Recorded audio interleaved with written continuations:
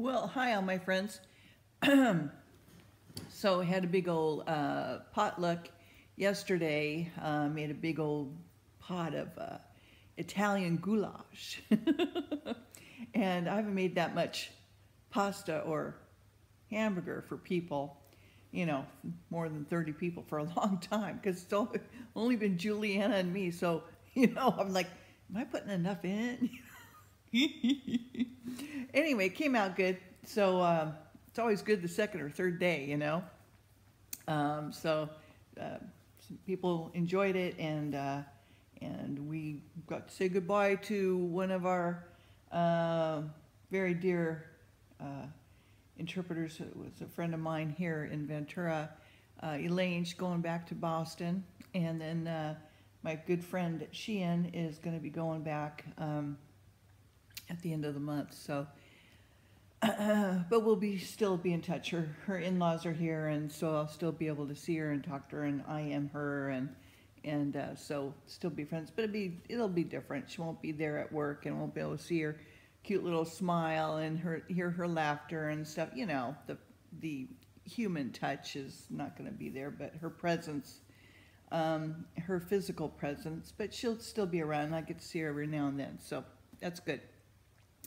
And so we are in the book of Habakkuk, and I want to get started on that.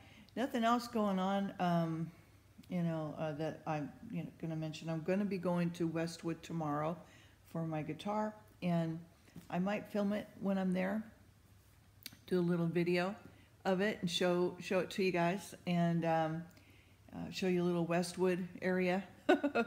Westwood is well known because of UCLA, my favorite school, and a favorite school of many thousands, if not millions. UCLA it's a public school. It's not the school of spoiled brats, which is up the street called USC. Which my father went to for a little while, and he also went to UCLA for a little bit, and so did my best friend's dad. Worked there. My grandmother worked at UCLA, and I ran track there, and I was coached by Coach Bush, and that's where I got to meet or hang out with Dwight Stone and a lot of other famous people in the 70s, Jackie Joyner. And I would practice at Santa Monica City College together every now and then, and I'd see her, sometimes at CSUN. But anyway, so we'll be in that neck of the woods tomorrow, and hopefully getting the guitar repaired and back on the road again. I hesitate to even use it. I don't even want to take it out of its case until it gets repaired. Because I don't want it to get worse, than it is. And so I'm using my other very sweet guitar, the 00028 Eric Clapton signature guitar, which I love that guitar. And that's the first guitar Juliana bought for me for my birthday. And so I love using that as well. I like the sound of the D28. It's got a bigger sound to it, and I really like it. And so anyway, all right. So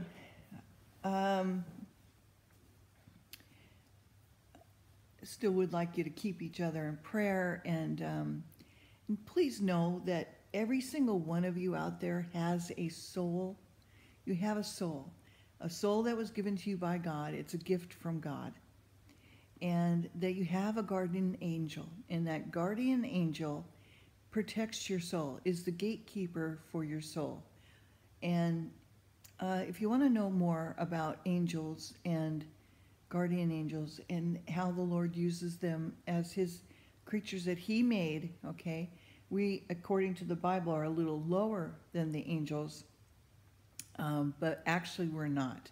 We have a soul where the angels do not. Okay, so we have the spark of God where the angels do not.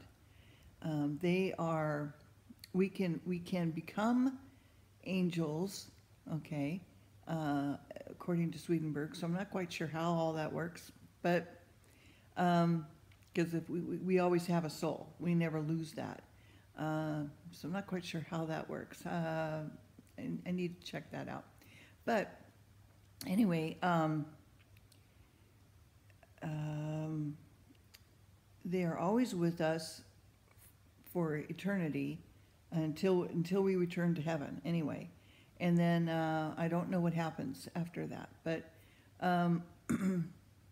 whether we don't need them any longer, or we go to our respective communities up there, and or we move on, or what, I don't know. Swedenborg says that we go to a place initially, kind of like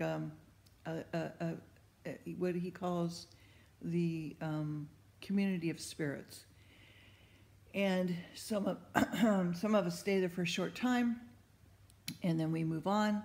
Some like within an hour they move up to heaven, or within an hour they throw themselves into hell. Okay, and it's because that you go where your loves are, and where you feel comfortable. That's why the Lord He doesn't throw you into hell. God isn't the one that does it. You're the one that does it. You're the one that decides where you're going, okay? So if you want to learn more, get Lorna Burns' book on Angels in My Hair, or she's got 5 or 6 books now. So look her up, and you can read some more. I have downloaded the free PDF. I purchased her book, and I think I can forward it to you, even if you give me your email. And I can do it like one at a time, I think. Or I don't know, maybe I can only do it once. I'm not sure. But anyway, it's free. You can get it free, a PDF style, or you could buy it, just look up her webpage. All right, so Book of Habakkuk. I'm going to get into this. Chapter 1, I already did the synopsis of it yesterday. So, so the first chapter is, Unto Habakkuk, complaining of the iniquity of the land, is shown the fearful vengeance by the Chaldeans. Okay. So the burden which Habakkuk the prophet did see. So, O Lord, how long shall I cry? Oh, wait, before I read in this, I gotta tell you something. This is really cool. Has this ever happened to you, like a deja vu thing? Okay, but maybe like more like a vision. All right. So yesterday I'm working, right? And I get called over to get teamed with another interpreter that needs help interpreting what they're seeing on the video. It's a call, okay? And so I go over to help. And after the call is done, my team says to me,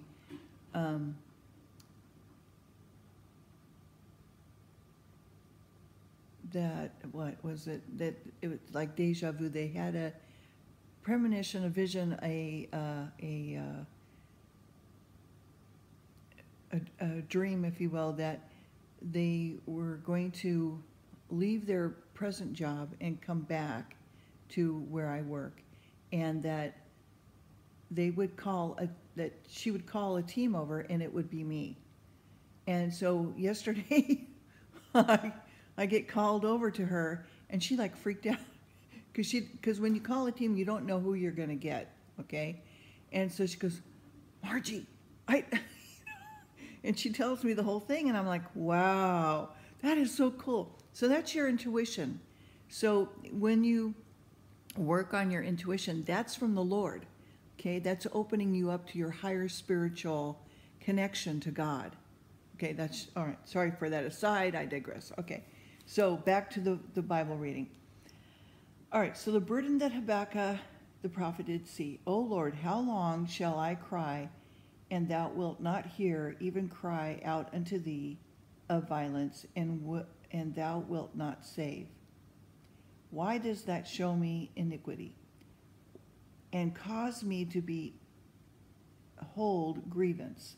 For spoiling and violence are before me, and they that rise up, strife and contention. Therefore the law is slacked, the judgment doth never go forth.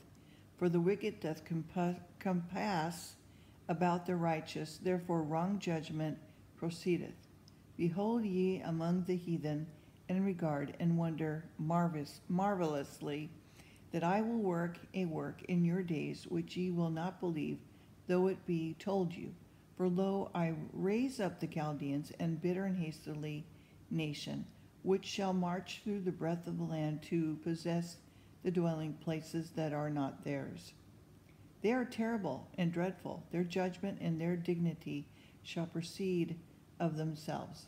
Their horses are also swifter than the leopards, and are more fierce than the evening wolves. And their horsemen shall spread themselves, and their horsemen shall come afar, and they shall fly as the eagle that hastens to eat. They shall come all for violence. Their faces shall sup up as the east wind, and they shall gather the captivity as the sand. And they shall scoff at the kings and princesses, and shall scorn unto them, and they shall deride every stronghold, where they shall heap dust and take it. They shall his mind change, and he shall pass over and offend, in putting this his power into his God. Art thou not from everlasting, O Lord my God, my Holy One? We shall not die. O Lord, thou hast ordained them for judgment, and Almighty God, thou hast established them for correction. Thou art of purer eyes than to behold evil, and cannot look on iniquity. Therefore lookest thou upon them that deal treacherously, and holdest thy tongue when the wicked devour the man that is more righteous than he? And makest man as the fishes of the sea, and creepy things that have no ruler over them? They take up all of them with the angle, that catch them in their net, and gather them in their drag. Therefore they rejoice and are glad. Therefore they sacrifice unto their net, and burn incense unto their drag, because by them their portion is fat, and their meat plenteous. Shall they therefore empty their net, and not spare continually to slay their nations? Just as an aside, please do bring the Lord into your space when you hear God's word, so that he can work through you to help you to understand what the reading is going to be, okay? So I'm going to stop there, and I will continue my next video. I'm going to do it right now. And if you have time to listen to the rest of this, I don't think it's too long. Maybe. Yeah. It's just a few chapters more, and we'll be done with Habakkuk. Okay? All right. Talk to you soon. Have a blessed day, and know that I love you. And if you need any prayers, or also let me know how you're doing, especially you, Thomas. I want to know how your leg's doing, and if you tried that treatment or not. Some people believe in alternative treatments, and some people don't. So if you don't, that's fine. There's some